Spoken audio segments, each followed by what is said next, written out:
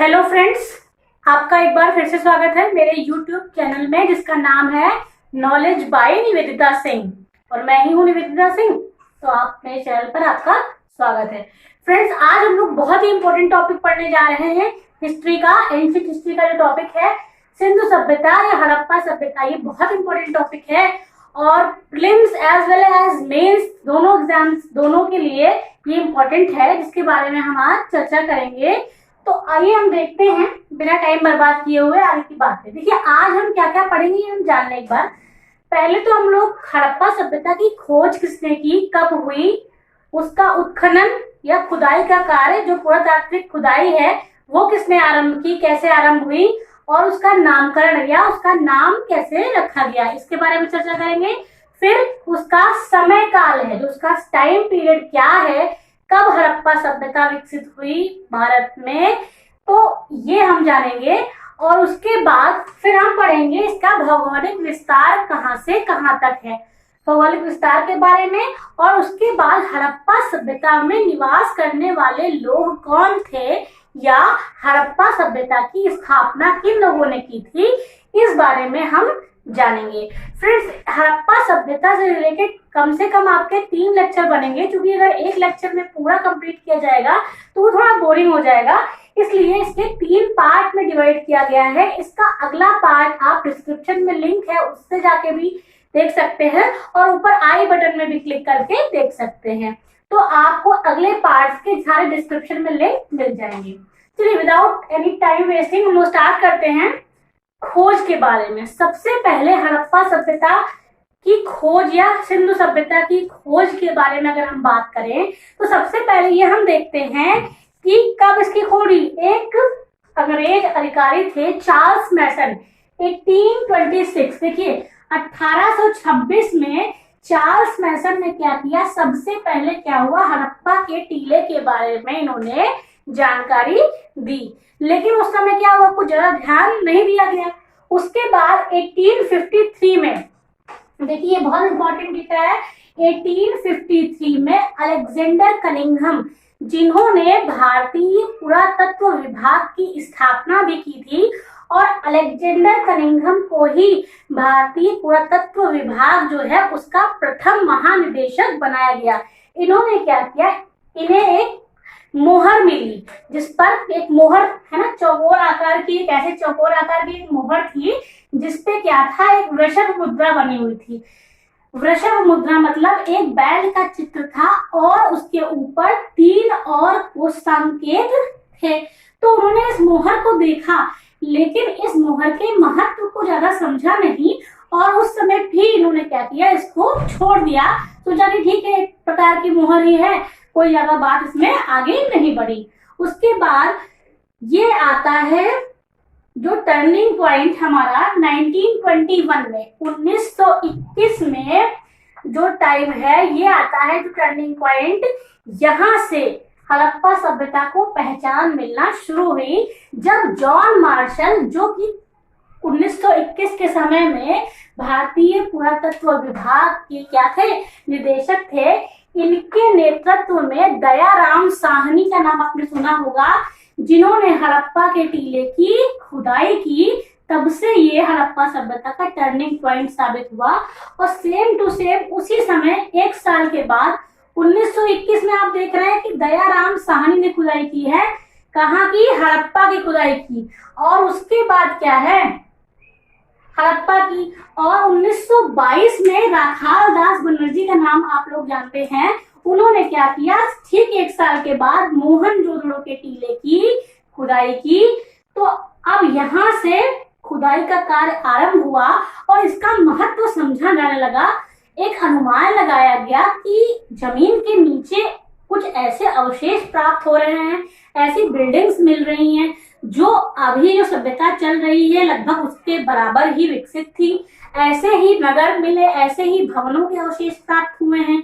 तो तब से इसका महत्व समझा जाने लगा और डे बाय डे क्या हुआ, आगे बहुत से विद्वानों ने क्या किया, खुदाई की, बहुत से इतिहासकारों ने इस पर रिसर्चेस किए और जो हम आज पढ़ने जा रहे हैं उन्हीं के रिसर्च पर आधारित ज्ञान है।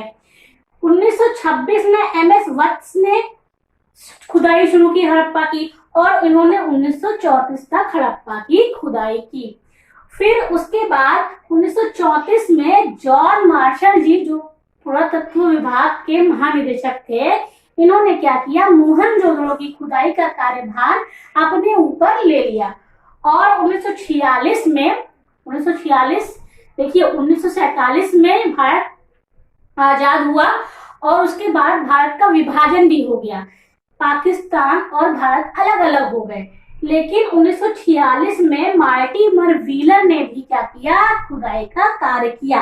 अब इस चार्ट के माध्यम से देखिए हम समझेंगे कि हड़प्पा के बहुत से स्थलों की खोज अब तक हो चुकी है, और अलग अलग पुरातत्वविदों ने क्या किया है, अलग अलग स्थानों की खुदाई की है ना। जैसे आप देखिए आप धौलावीरा में क्या है, धौलावीरा की खुदाई किसने की है, जेपी जोशी जी ने की है। इसी प्रकार आप चनोदड़ों के बारे में देखेंगे तो मैके और एमजी मजुमदार ने क्या किया, चनोदड़ों की खुदाई की, और वहां से जो भी चीजें निकली उसके आधार पर एक रिसर्च, अपनी इतिहास एक लिखा। तो अब हम सबसे पहले ये समझते हैं, ये जान लेते हैं कि यही लोग जो अभी आपने पहले पढ़े, और ये जो नए आपको दिख रहे हैं इस चार्ट में, अलग अलग पुरातत्वविद, इतिहासकार जिन्होंने इस पर रिसर्चेस किए, खुदाई की, उत्खनन किया, इसके माध्यम से ही हमें जो खुदाई में वस्तुएं मिली हैं, खुदाई में जो अवशेष प्राप्त हुए हैं, चाहे वस्तुओं के माध्यम से हो, चाहे मूर्तियां हो, चाहे मिट्टियों के पात्र हो, या भवनों के अवशेष हो, उनके माध्यम से ही हम हड़प्पा सभ्यता का इतिहास जानते हैं। तो इस चार्ट को आप ध्यान से पढ़ लेंगे। इसमें भी कभी कभी क्वेश्चन आ सकते हैं कि किसने कौन से स्थल की खुदाई की गई है, और आप देखिए इसमें बिल्कुल क्लियरली दिया हुआ है कि कौन सा स्थल किस नदी के किनारे है और किस सन में खुदाई हुई है। क्लियर हो गया। तो अब हमारी बात उत्खनन तक हो गई है। उत्खनन के बाद हम चर्चा करेंगे नामकरण पर, है ना। उत्खनन के बाद हम जो चर्चा करने वाले हैं वो नामकरण पर करने वाले हैं। कि सिंधु सभ्यता को प्रायः जो अभी इतिहासकार हैं मुख्यतः 3 नामों से जाना जाता है। सबसे पहला तो कौन सा नाम हो गया, हड़प्पा सभ्यता। हड़प्पा सभ्यता। दूसरा नाम है सिंधु घाटी सभ्यता।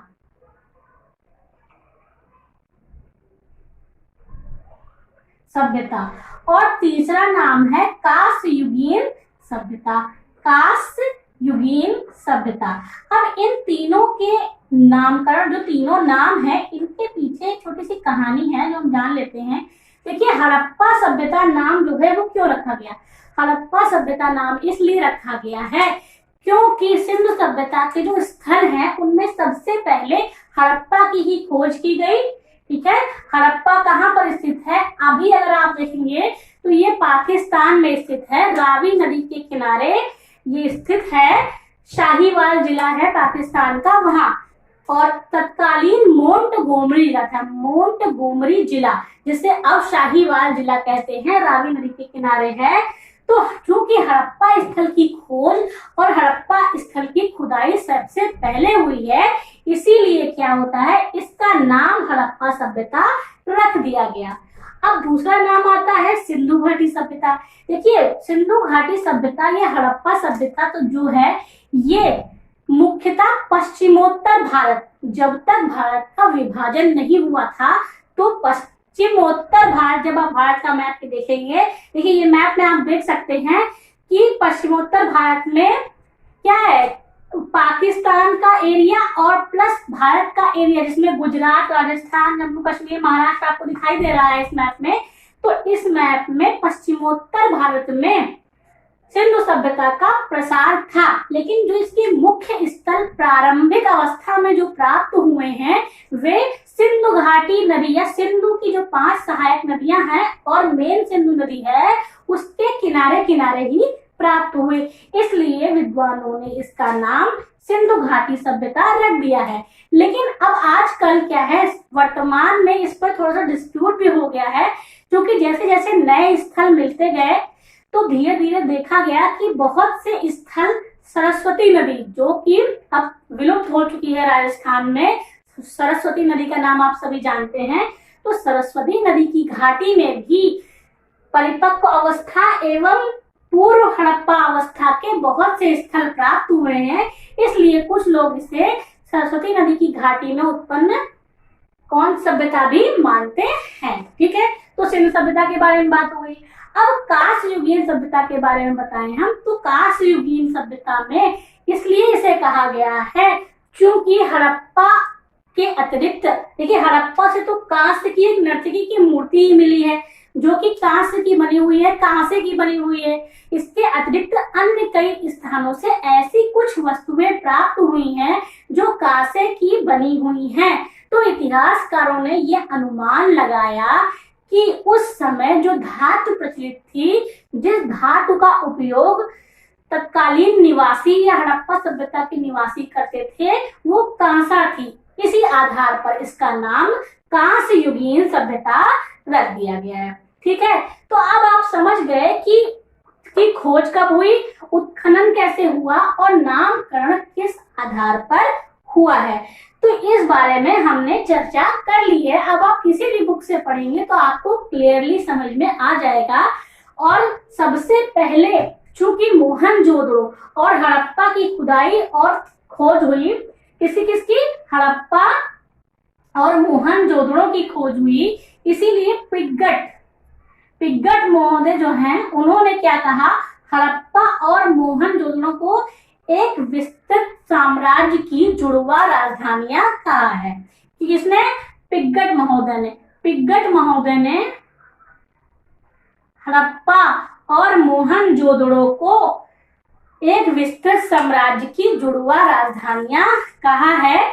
ये भी इंपॉर्टेंट पॉइंट है। एक और इम्पोर्टेंट पॉइंट कि सिंधु सभ्यता, देखिए 3 नाम पढ़े आपने, हड़प्पा सभ्यता, सिंधु घाटी सभ्यता या सैंधो सभ्यता इसे ही कहते हैं, और कांस्य युगीन सभ्यता। तो सिंधु सभ्यता जो नाम है, सिंधु सभ्यता नाम किसने दिया था, सर्वप्रथम जॉन मार्शल साहब जो थे तत्कालीन 1921 में पुरातत्व विभाग जो था भारत का, उसके महानिदेशक थे। इन्होंने ही सिंधु सभ्यता नाम सबसे पहले दिया था। तो अब हम खोज, उत्खनन और नामकरण के बारे में जान चुके हैं। अब अगला टॉपिक हम यहाँ पर क्या पढ़ते हैं, अगला टॉपिक हम पढ़ेंगे समय और काल निर्धारण। क्या पढ़ेंगे, समय काल निर्धारण।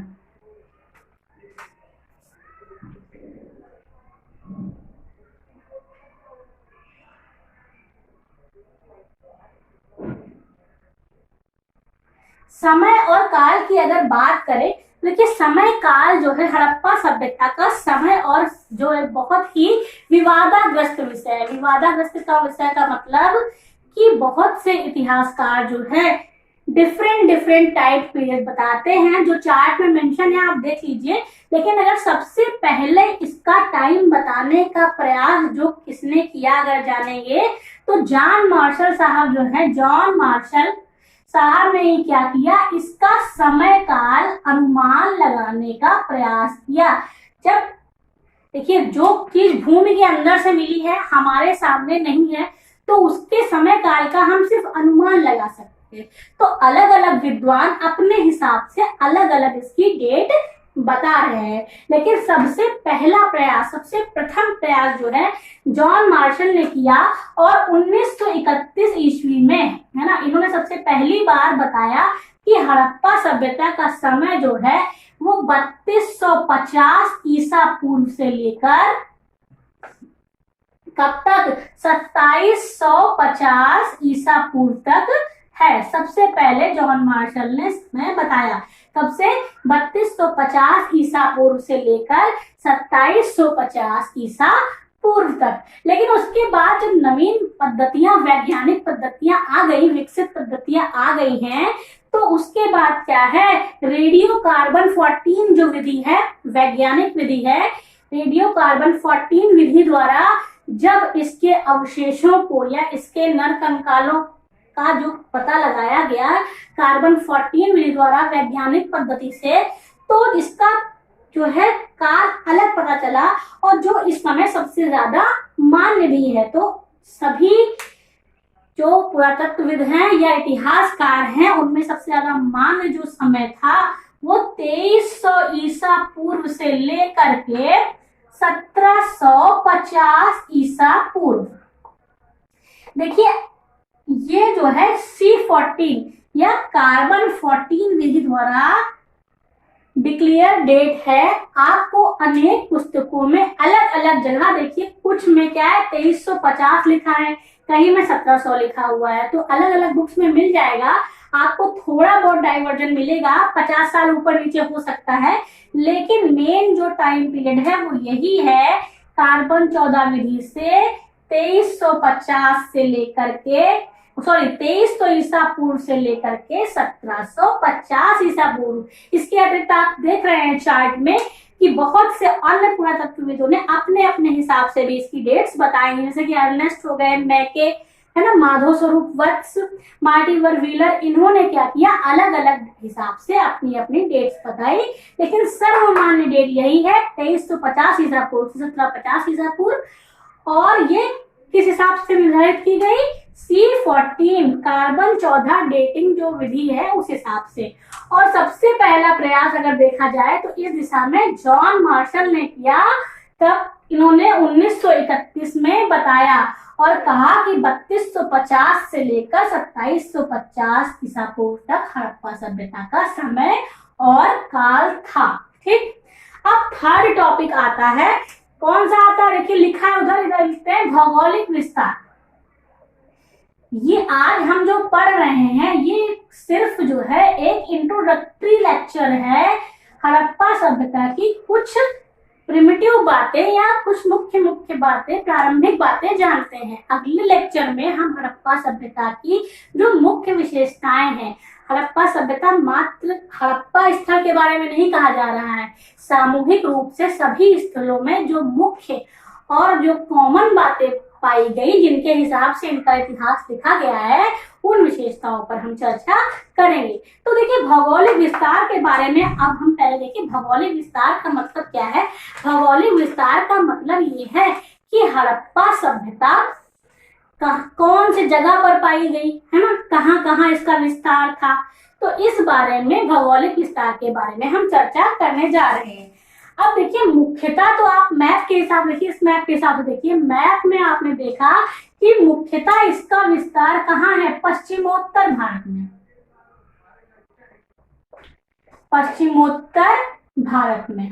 ठीक है, जब तक विभाजन नहीं हुआ तो पाकिस्तान और भारत चूंकि एक ही में था, इसीलिए इसको संयुक्त रूप से पश्चिमोत्तर भारत कहा गया। लेकिन अब चूंकि विभाजन हो चुका है, हम वर्तमान समय में पढ़ रहे हैं, तो देखिए पाकिस्तान और भारत के अलग अलग स्थल जो हैं, जो पश्चिमोत्तर भारत में आते हैं, वो एक बार हम पढ़ लेते हैं भारत में। ठीक है, तो देखिए सबसे पहले तो भारत में और पाकिस्तान में कौन कौन से स्थल हैं जहां हड़प्पा सभ्यता से संबंधित स्थल पाए गए या उनके अवशेष पाए गए हैं। तो सबसे पहले पाकिस्तान में सिंध, पंजाब और बलूचिस्तान। आप मैप में भी देख रहे हैं कि सिंध, पंजाब और बलूचिस्तान। उसके अतिरिक्त अगर आप भारत में देखेंगे तो भारत में भी पंजाब, गुजरात, है ना, राजस्थान, हरियाणा,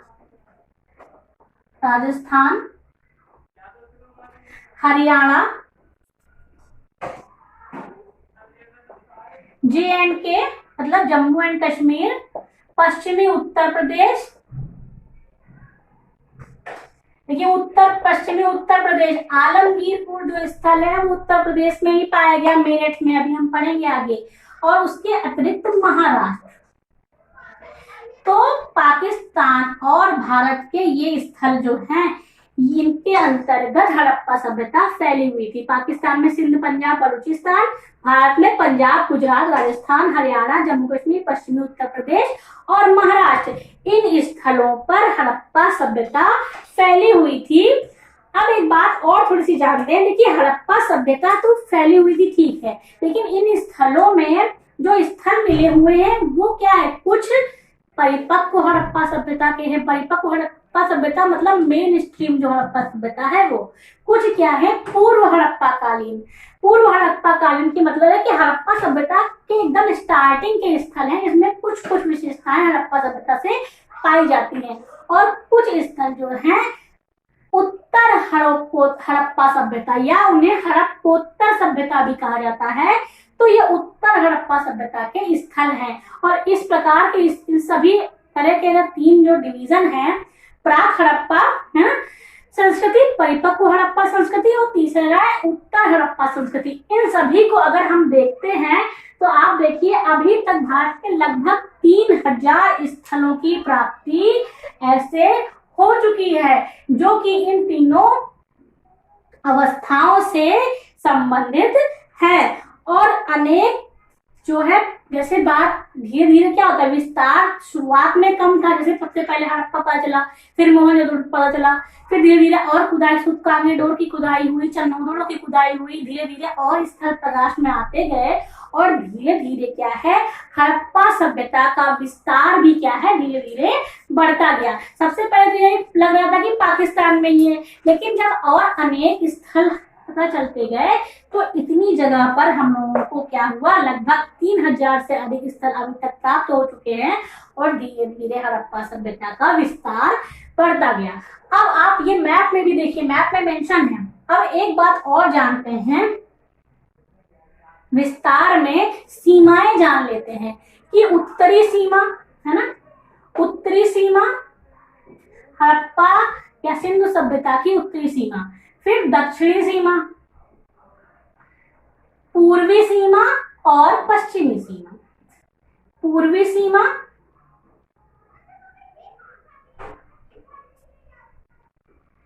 पश्चिमी सीमा। तो देखिए सबसे पहले हम देखें अगर उत्तरी सीमा की हम बात करते हैं तो अभी तक प्राप्त स्थलों में मैप में दिख रहा होगा आपको मांडा। सबसे पहला जो उत्तरी सीमा का पहला नहीं मतलब सबसे उत्तर में अभी तक जो प्राप्त स्थल है उसमें मांडा है। मांडा जो है J&K है ना, जम्मू कश्मीर में पड़ता है और ये हड़प्पा सभ्यता का सबसे उत्तरी स्थल अभी तक मिलता है। मांडा ये चिनाब नदी के किनारे है। फिर दक्षिणी सीमा की अगर हम बात करें तो दक्षिणी स्थल जो अभी हमें सबसे प्राप्त होता है वो है दायमाबाद। दायमाबाद जो स्थल है ये दक्षिणी सीमा पर है और ये नर्मदा नदी की सहायक नदी प्रवरा नदी है ना, प्रवरा नदी के किनारे है। कौन सी नदी? प्रवरा नदी के किनारे है और ये महाराष्ट्र में है। ठीक है, फिर पूर्वी सीमा की बात करें और पश्चिमी सीमा, तो पूर्वी जो सबसे स्थल है वो आलमगीरपुर। कौन सा? आलमगीरपुर जो पश्चिमी उत्तर प्रदेश के मेरठ में है, मेरठ में। और ये हिंडन नदी के किनारे है। अभी आपने पहले चार्ट देखा था, चार्ट में सभी जो मेन स्थल हैं उनके बारे में दिया गया है कि उनका उत्खनन कब हुआ और कौन सी नदी किनारे हैं, तो उसमें आलमगीरपुर भी मेंशन था। आलमगीरपुर हिंडन नदी के किनारे है और ये पश्चिमी उत्तर प्रदेश में पाया जाता है, मेरठ में। क्लियर? तो अब देखिए पश्चिमी सीमा इसकी जो है वो सूतकांगेडोर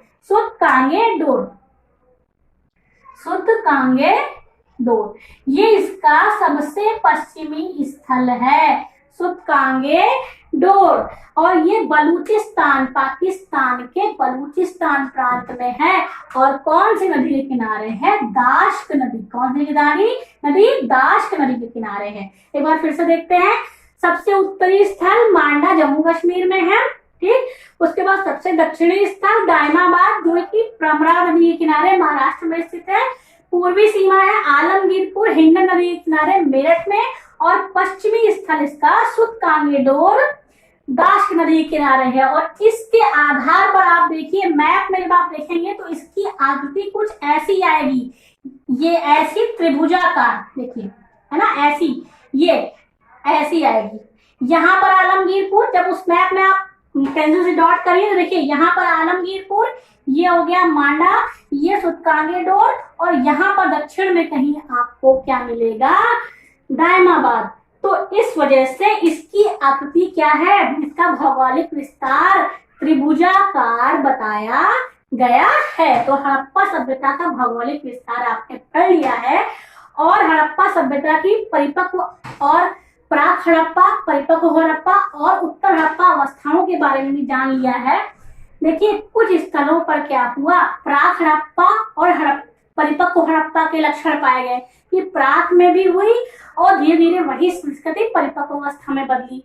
कुछ स्थलों पर आपको प्राक अवस्था के जो लक्षण है वो नहीं मिलेंगे, सीधे परिपक्व अवस्था के लक्षण मिलेंगे और वही हड़प्पोत्तर लक्षण भी वहां पर पाए गए। जैसे कालीबंगा है ना, बनवाली है, यहाँ पर कालीबंगा और बनवाली ऐसे स्थल हैं जहाँ पर हड़प्पा और हड़प्पा के बाद के हड़प्पोत्तर संस्कृति के भी लक्षण यहाँ आपको देखने को मिलेंगे। तो इसी आधार पर क्या है, जब अभी तक बहुत से स्थल खोजे जा चुके हैं, लेकिन मुख्य 6 स्थलों को जो कि परिपक्व हड़प्पा सभ्यता में आते हैं, 6 स्थल, ठीक, 6 स्थल जो कि परिपक्व हड़प्पा सभ्यता में आते हैं, परिपक्व हड़प्पा सभ्यता में आते हैं, उन्हें नगरों की संज्ञा दी गई है। इसमें से आप जानते हैं हड़प्पा और मोहनजोदड़ो, तो आपको सब शुरू से आप देख रहे हैं हड़प्पा और मोहनजोदड़ो, ठीक है। उसके बाद हड़प्पा, मोहनजोदड़ो, क्लियर, ये सब परिपक्व हड़प्पा सभ्यता के स्थल हैं। फिर चन्हूदड़ो, लोथल, मैप में आप देखिए सभी आपको स्थल दिख जाएंगे, लोथल, फिर कालीबंगा और बनवाली, ये 6 स्थल ऐसे हैं जो परिपक्व हड़प्पा संस्कृति के द्योतक हैं या इनसे परिपक्व हड़प्पा संस्कृति के लक्षण हमें देखने को मिलते हैं। इन्हें ही पूर्ण नगर की संज्ञा दी गई है। अब आप विस्तार के बारे में भी जान गए हैं और एक बात और समझ लीजिए कि त्रिभुजाकार, अभी हमने आपको बताया था कि इसका आकार है और लगभग 12,99,000 समथिंग है, तो लगभग उसको 13 लाख वर्ग किलोमीटर मानते हैं। हड़प्पा सभ्यता या सिंधु घाटी सभ्यता क्या है, 13 लाख वर्ग किलोमीटर में फैली हुई है। 13 लाख वर्ग किलोमीटर में इसका विस्तार या फैलाव है। अब आपने क्या किया, भौगोलिक विस्तार से संबंधित सभी बातों को जान लिया है, क्लियर हो गया। अब देखिए लास्ट जो हम आज पढ़ने वाले हैं टॉपिक, वो है संस्थापक या निवासी या संस्थापक। देखिए संस्थापक या निवासी, अब संस्थापक या निवासी का मतलब ये हो गया कि हड़प्पा सभ्यता के जो लोग थे वो कौन थे, या हड़प्पा सभ्यता में रहने वाले निवासी कौन थे, इसकी स्थापना किन्होंने की है, इस बारे में हम जानने जा रहे हैं कि सिंधु सभ्यता के निर्माता कौन थे। देखिए इसके सिंधु सभ्यता के मूल संस्थापकों के बारे में तो क्या है, इतिहासकारों में बहुत ज्यादा डिस्प्यूट है, कोई किसी को बताता है, कोई किसी को बताता है। देखिए आप चार्ट में देख सकते हो कि अलग अलग लोगों ने अलग अलग बातें इसमें कही है, लेकिन अगर हम एक नॉर्मल देखें कि क्या बात है, किस आधार पर आपको पता चला कि यहाँ के लोग कौन थे, तो कौन सा आधार हो सकता है, आप अपने आप सोचिए। कंकाल तंत्र जो प्राप्त हुए हैं खुदाई में, या नर कंकाल या नर खोपड़ियां जो प्राप्त हुई, जब उनकी कार्बन डेटिंग की गई तो पता चला कि किसी का सर बड़ा है, किसी का छोटा है, किसी की नाक चपटी थी, हड्डी दिखी चपटी। तो उस आधार पर जब देखा गया, पता लगाया गया, अनुमान लगाया गया, तो प्रायः मोहनजोदड़ो की खुदाई से जो अवशेष प्राप्त हुए उनमें 4 तरह के लोग, है ना, 4 प्रकार की प्रजातियों की मिलने की संभावना प्रकट हुई। और उसमें सबसे पहले क्या है, प्रोटो ऑस्ट्रेलाइड। कौन सा, प्रोटो ऑस्ट्रेलाइड। ये कहाँ की बात हो रही है, मोहनजोदड़ो की बात हो रही है। सबसे इसमें क्या था, 4 प्रजातियों के बारे में, तो प्रोटो ऑस्ट्रेलाइड हो गया। दूसरा क्या हो गया बताइए, आप लोगों को पता हो तो भूमध्य सागरीय, है ना, भूमध्य सागरीय।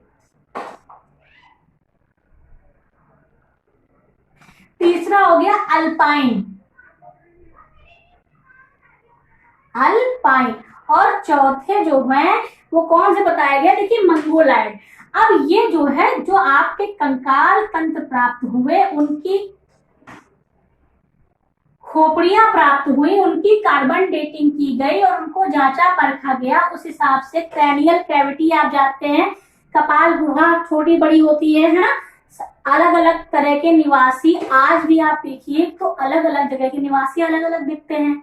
तो उसी प्रकार जब उनके कंकाल तंत्र का विवेचन किया गया, उनकी रिसर्च की गई, तो उसमें 4 तरह के लोग सामने आए, प्रोटो ऑस्ट्रेलाइड, भूमध्य सागरीय, अल्पाइन और मंगोलाइड। ये कहाँ के थे, मोहनजोदड़ो के। लेकिन प्राय बाद में इतिहासकारों में, कुछ इतिहासकारों में क्या हुआ, सर्वसम्मति से उन्होंने स्वीकारा कि ज्यादातर जो लोग हैं भूमध्य सागरीय प्रजाति के वहां पर देखने को मिल रहे हैं।